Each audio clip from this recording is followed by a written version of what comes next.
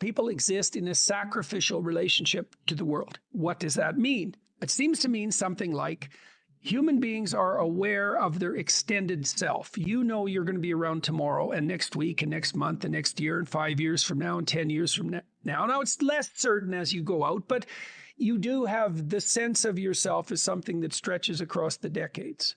Okay, and so what that means is that you have to conduct yourself in a manner that isn't merely immediate. You have to conduct yourself in a manner that will work across time. Now, how do people do that? They work. Work is a sacrificial gesture. So you work, by definition, virtually. Work is the sacrifice of the present for the future. I mean, maybe someone can come up with a better definition of work than that, but I don't think so. It's like you put in time and effort right now, even if it's something not what you'd like to be doing at the moment. You put in time and effort because you believe, what the hell does that mean? You believe it'll pay off. Well, is that a contract with the future? Is it a covenant? Because the relationship that the biblical corpus characterizes human striving is covenantal. It's a bargain. The bargain is you make the right sacrifices and they pay off. That's the bargain. Now, you might say, well, that's just part of the social contract, but the biblical corpus insists that it's deeper than that. It's built into the structure of reality itself.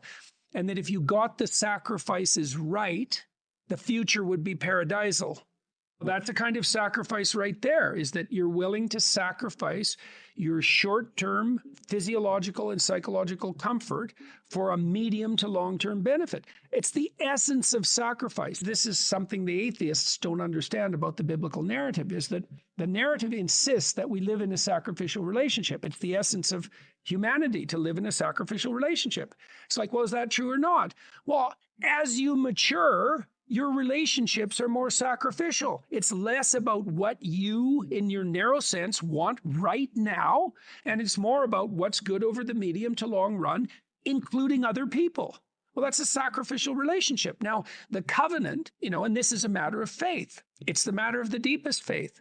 Are you willing to act out the proposition that the way to make the world reveal itself to you in its most positive guise is for you to adopt the most appropriate sacrificial relationship? Well, it's a big risk, isn't it? Because you have to give up everything. That's the deal. You give up everything that's low. Everything. Well, that's what the Christian passion is, because the Christian passion is an archetypal story, because Christ is the person who sacrifices everything, thoroughly, 100%.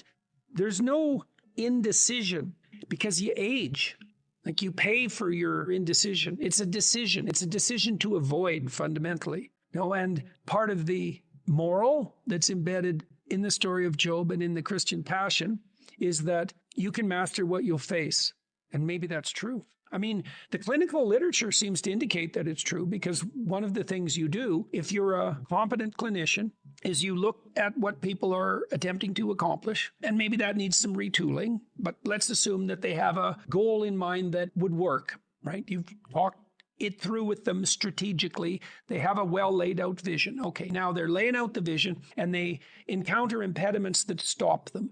And maybe they're impediments that make them afraid and paralyze them. And so then what you do is you decompose the impediment until you find a way they can advance that constitutes a genuine advance that they'll actually do. So what you do is you take the problem and you narrow it until they'll face it.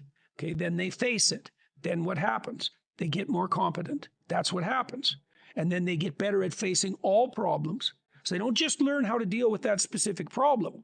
They learn a lesson that generalizes across problems. They get braver. When you use exposure therapy, people don't get less afraid. They get braver. And that's way better, because braver moves from situation to situation. Okay, so the question is, if you faced everything that was put in front of you, who would you be? Well, the biblical answer is you'd be a true son of God. That's the biblical answer. It's like, well, do you believe that? Well, it depends on what you mean by believe. Do you have a better bet than facing what's there? Well, you just have to be sensible about it for a moment. It's like, is your theory that you're going to adapt better using falsehood and avoidance? Because that's the contrary theory. You either face it, and you do that predicated on the faith that something in you will respond if you do, or you don't face it. That's it. Those are the options. If you don't face it, that's faith too. That's faith in the notion that avoidance and deception will suffice. There's technically two different forms of reward. There's consummatory reward. That's what an orgasm is. It's consummatory reward. It brings the behavioral and perceptual sequence to a halt. It ends it, right? At the climax, it ends it. But then it's over. That journey is over, right? Then there's the dopaminergic reward, and dopaminergic reward is evidence of advancement towards a goal, right? Okay, so there's a corollary to that. Well, how do you become optimally engaged? Because dopamine facilitates engagement and focus, which is why drugs like amphetamines can be used for kids who are attention deficit disordered. You tap up the dopamine response, they lock on, right? Okay, so they're locking on to a goal-directed pursuit. The problem with amphetamines is that they can lock you on so hard you can't get out of the frame. So like kids on amphetamines will obsess, for example, about cleaning up their closet. They can't switch to the next activity. Okay, dopaminergic reward is reward that's accrued in relationship to a goal. Okay, so what's an implication of that? Well, pursue the highest possible goal. Well, why? Because the kick from advancement is higher. Now, you have to balance that. It can't be, you have to advance, right? Because imagine the reward's got two components. Number one is you're moving towards something valuable. Okay, so you want it to be as valuable as possible. Okay, but you have to be moving. You need something extremely valuable that you can move towards. Okay, so part of the reason that you establish a relationship with God, let's say, is because that's what sets the upper bound to your vision. It's like, I want things to be the best they could be. That's a vision of paradise.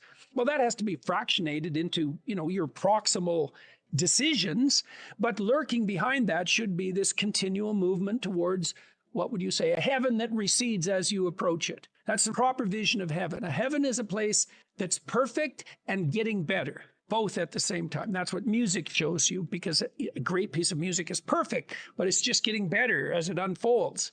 And you need that. This is part of the problem with a static utopian vision, something Dostoevsky criticized. If you gave people nothing but consummatory reward, he famously says, so that they can do nothing but sit in tubs of hot water, eat cake, and busy themselves with the continuation of the species, human beings would break that all to hell in a moment just so they have something interesting to do. If you run yourself through a disciplinary process, so you accomplish something, maybe you don't attain the goal you were aiming at, but you accrue a new way of looking at the world and a set of skills. Well, if you just keep doing that, you have multiple ways of looking at the world and more skill. Well, that's your storehouse of treasure. As you walk through life in your normal mode, things will call to you. And if you pursue them, they will take you deep. It doesn't really matter what it is that calls. What matters is that you pursue it, and you pursue it to the depths. And as you pursue it to the depths, you will become transformed. And if you do that without reservation, that will turn you into the person who frees the slaves and opposes the tyrants. And that is how it works. That's the call. And that can happen in any direction, virtually any direction. You just have to pursue it with sufficient faith. It's really something to see how many people are dying for a lack of an encouraging word. They don't get encouragement. And people need so little encouragement. It's just unbelievable. I believe that truth will save the world. I believe that. So you speak truthfully, and you watch what happens, and you take your consequences. You're a net force for good if you want to be. One of the things you do with people who are struggling is you make the simple even simpler, because then they can get a toehold. Like if they're really barely able to move. I had one client, he had a hard life, man. He was like 85. He'd fallen off a ladder and broken his neck, and they had permanently fused it. So he was basically like this. He could hardly move. He was so depressed. He literally couldn't get out of bed. It was awful. And he was in chronic pain because of his broken neck. And so the first thing I did with him was get him to sit up for like 30 seconds. That was it. That's where he had to start, And after, I worked with him when he was in the hospital. After 2 weeks, he was walking down the hall and able to sit up and read for, 5 or 6 minutes. And he got out of the hospital. He went home. But he had to start with the simplest possible steps. And hey, man, this is the definition of humility in some ways, is that you start progressing where you can start.